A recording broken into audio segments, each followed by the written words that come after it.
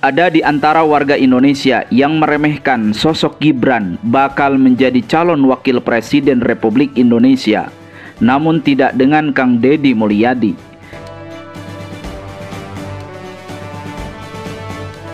Dalam banyak unggahan, Kang Deddy Mulyadi meyakini bahwa Gibran adalah anak muda yang memiliki prospek kepemimpinan di masa yang akan datang. Pengetahuan Kang Deddy Mulyadi tentang Gibran banyak yang disepelekan oleh publik. Padahal, Kang Deddy Mulyadi langsung berkomunikasi dengan Gibran yang sederhana dan irit bicara.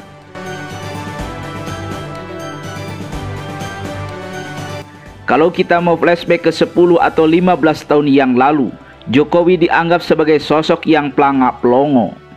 Namun apa yang terjadi? Ia adalah pemimpin bertangan dingin yang terus menggelorakan semangat pembangunan Indonesia dari Sabang sampai Merauke.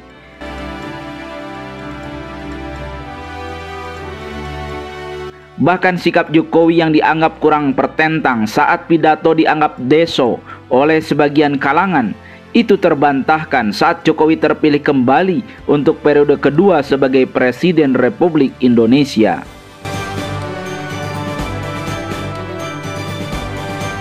Bahkan di luar dugaan, Presiden Jokowi mampu membangun banyak infrastruktur secara merata sampai ke Papua, suatu daerah yang selama ini seolah dianaktirikan.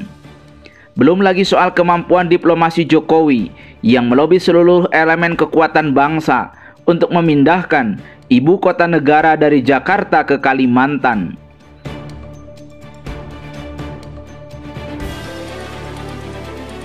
Tentu saja suatu capaian yang kalau dipikir dengan postur dan gaya Jokowi, suatu pencapaian yang kurang meyakinkan, namun itulah realitasnya.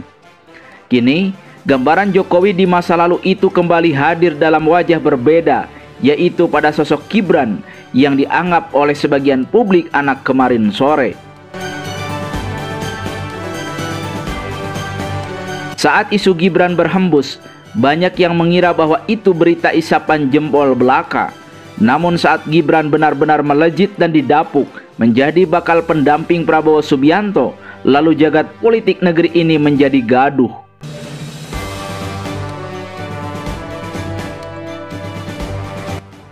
Di antaranya kegaduhan disebabkan oleh dua pertimbangan.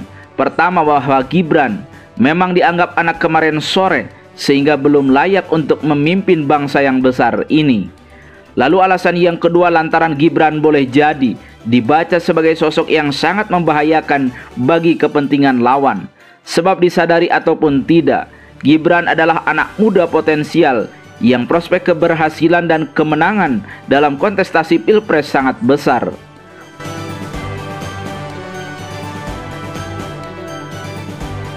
Oleh sebab itu, segala macam daya upaya untuk mengganjal kehadiran Gibran dilakukan banyak pihak.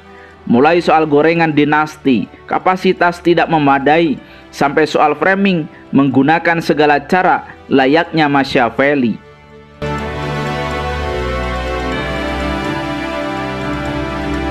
Gibran yang masuk lantaran uji materi soal usia menjadi pintu masuk dari berbagai penjuru agar sebisa mungkin kehadiran Gibran terpatahkan.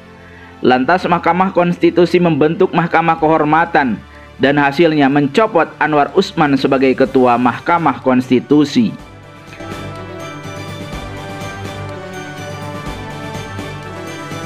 Kegaduhan dalam konteks perdebatan usia cawapres dan tudingan memanipulasi peranata konstitusi menjadi peluru tajam yang terus dibidikan kepada Gibran.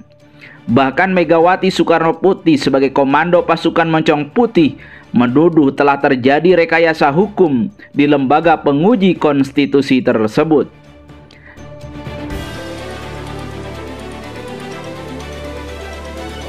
Namun apa sikap Gibran, si anak ingusan yang dianggap tak layak jadi cawapres itu? Hebatnya ia malah menantang. Jika terjadi manipulasi, silahkan buktikan. Itu jawab Gibran dengan mimik dingin dan santai sebagaimana bapaknya.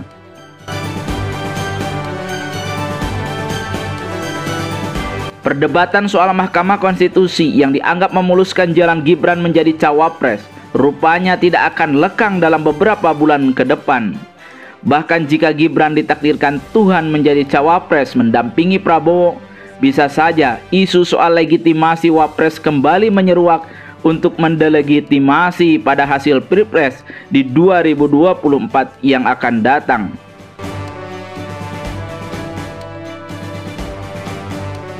Ya, segala peluang itu bisa saja terjadi. Indonesia adalah negara demokrasi, siapapun bisa berpendapat dan bersuara.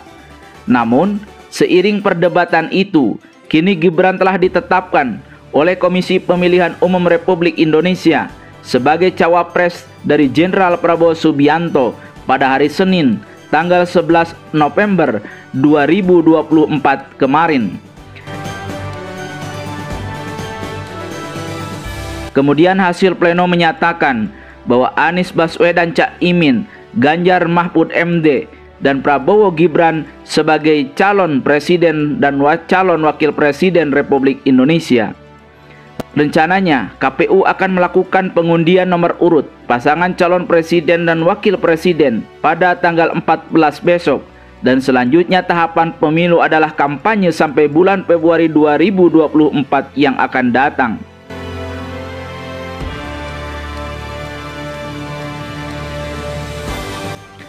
Lika-liku dan dinamika politik kebangsaan memang dinamis dan dialektis. Namun semoga setiap ada persiapan yang mengarah pada perpecahan antar anak bangsa, kita semua segera sadar bahwa tujuan para pendiri Republik ini untuk membangun Indonesia yaitu agar sejahtera, adil, dan makmur.